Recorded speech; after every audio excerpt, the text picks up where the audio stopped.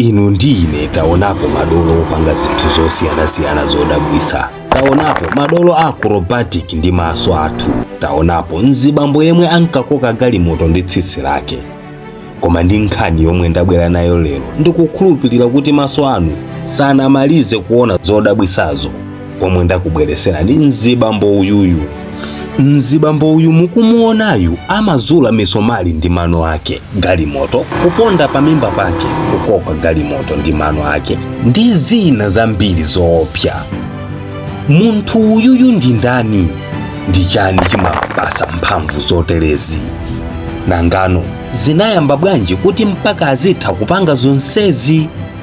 Moyo wake wa tsiku ndi tsiku umamuyendera bwanji? Ndine Dean Studios, khalani pompo pomwe nkhani ikupitirira musaiwale. Malonda anu aja titha kukutsatsirani anthu nkuwadziwa nthawi zinatu, kusagulitsa kuja nkusaziwika ndi anthu. Ali ndi zaka 43 ndipo zina lake ndi Patrick kuchokera ku Kenya. Patrick anabadwa zabwinobwino muja momwe mwana aliyense amabadwira nkumakula. Koma hata kwana zaka 10 mphamvu zake zinayamba kudziwika pomwe anthu ena galimoto lawo linatitimira m'matope anthu nkumakanika kuchotsa mpaka usiku m'manaini. Ndipo mwana wa zaka 10 Patrick anafika pamalopo ndi kuuza akuluakuluwo zoti awachotsere galimotolo, ndipo modelera akuluakuluwo anamuloleza. Koma zodabwitsa Patrick yekha popanda othandizana naye anachotsa galimoto m'matope ndipo onse anali kukamwayasa. Kusamvetsa kuti mwana wa zaka 10 anyamula bwanji galimoto yekha kumachita akuluakulu alephera. Sizinatere pompa. Pang'ono ndi pang'ono Patrick amankana atulukira zinthu zasopano, ndipo pofika tsiku la lero anasanduka chimphona chifukwa iye amatha kuchita zambiri zododomesa, monga kudya chokudya cha anthu 5 pakamodzi. Amadya sizinaoneke nkumafunafuna abe chokudya after chokudya. Amatha kugwira njinga za moto, ina kumanja ina kumanzereko, nkuwauza alize njinga nkumayendesa, koma njinga osasuntha akamunawa atayigwira. Patrick amakoka galimoto ndi mano ake, galimoto nkumasuntha.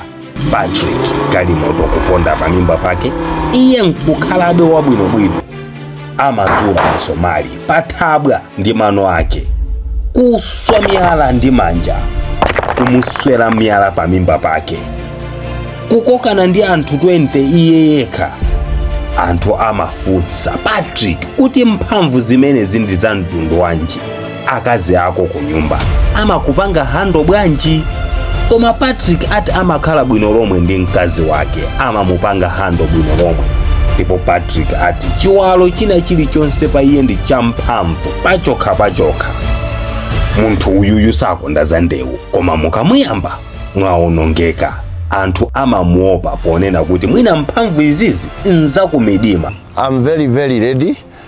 Me, as you can see me the way you can see me, I'm asking anybody who feels that she or he can just come and challenge me.